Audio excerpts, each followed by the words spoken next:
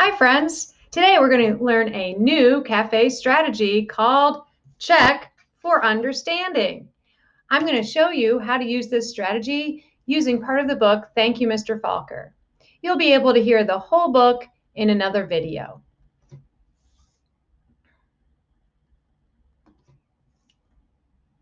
Thank You, Mr. Falker by Patricia Polacco. I want to make sure that I understand what I am reading. So every once in a while, I'm going to stop, think about what I've read, and check to make sure I know what's happened by asking myself a few simple questions. That way, I can monitor my own understanding of the book I am reading.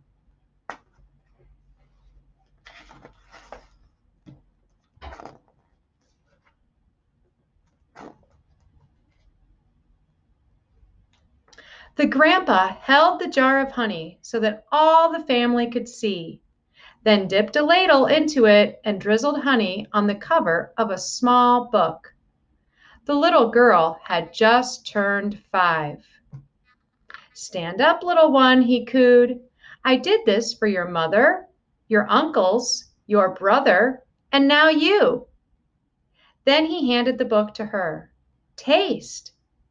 She dipped her finger into the honey and put it into her mouth. "What is that taste?" the grandma asked. The little girl answered, "Sweet." Then all of the family said in a single voice, "Yes, and so is knowledge. But knowledge is like the bee that made sweet honey. You have to chase it through the pages of a book." The little girl knew that the promise to read was at last hers. Soon she was going to learn to read. I'm going to stop here and check for understanding. So when I check for understanding, I might ask myself, who is in this story? Who are the main characters? And so far, I know it's about a family. A little girl is turning 5. It must be her birthday party. I know that because I use my prior knowledge and things I know about the world and my experiences. Where is this story happening? Well, I can tell from the illustration that it's inside a house. And I know from the story it's at a family house because they're having their birthday party. Finally, what's happened in the story? Well, I'm thinking and I'm looking back into the text, and I remember that it's a birthday party and they're pouring honey on a book. But the grandpa said that that's something he did for her mother, her uncles, and her older brother. That sounds like a family tradition to me. So I think that the family has a tradition when a child turns 5, they pour honey on the book to help them to understand the sweetness that reading and knowledge can give you. Finally, I know that the little girl is excited about learning to read.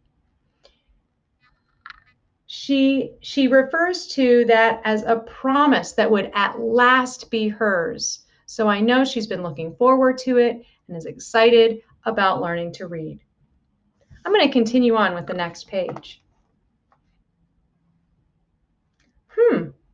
I noticed that the text on this page is different from the last one. So maybe there's a slight change in the story. Let's read and find out. Trisha, the littlest girl in the family, grew up loving books. The picture looks just like the girl on the last page, so I think this story is about her. Her schoolteacher mother read to her every night. Her redheaded brother brought his books home from school and shared them. And whenever she visited the family farm, her grandfather and grandmother read to her by the stone fireplace. This sounds familiar because on the last page, the grandmother and grandfather were part of the story. So we know that they are a family, and this is about her and her experiences. When she turned 5 and went to kindergarten, most of all she hoped to read. Every day she saw the kids in the first grade across the hall reading. And before the year was over, some of the kids in her own class began to read. Not Trisha. Still, she loved being at school because she could draw. The other kids would crowd around her and watch her do her magic with the crayons. In first grade, you'll learn to read, her brother said. Now that I've come to the end of the page, again, I'm going to stop and check for understanding by asking myself a couple of simple questions about who's in the story, what's happened, and anything else that I might be wondering about. So I know who the main character is Trisha, the little girl who turned 5 at the beginning of the story. She has started kindergarten. She's at school. That tells me where this part of the story takes place. I also know that she is very excited to learn to read. And when some of the other kids are starting to read, she isn't. She isn't starting to read. But I know that she loves drawing and she puts a lot of her energy and time into her drawings. Her brother reassures her that in first grade, she'll learn to read.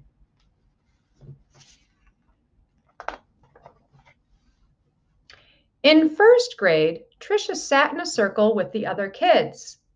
They were all holding Our Neighborhood, their first reader, sounding out letters and words. They said, b, b, oi, boy, and l, ook, look.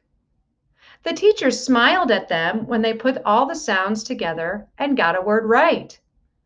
But when Trisha looked at a page, all she saw were wiggling shapes.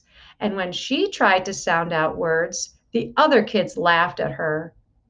Trisha, what are you looking at in that book? They'd say. I'm reading, she'd say back to them. But her teacher would move on to the next person. Always when it was her turn to read, her teacher had to help her with every single word. And while the other kids moved up into the second reader and third reader, she stayed alone in Our Neighborhood. Trisha began to feel different. She began to feel dumb. I'm going to stop again and check for understanding. I know that this story is still about Trisha. Some new characters in the story are her teacher and the other kids in her class who are learning to read. But I know that Trisha is not learning to read. She's having a hard time. I can also see that in the book, she looks frustrated and unhappy when all the other kids are pointing to words and reading them. So this tells me that a problem is starting to happen for Trisha in this story. I'm going to stop there with my modeling of check for understanding. I would like you to practice using check for understanding as you read your choice books. You can get a piece of construction paper and cut out a big check mark like I did and write some simple question words on the check mark to help remind you of some things that you can ask yourself while you're reading to monitor your understanding. Good luck, friends. Practice reading and practice check for understanding.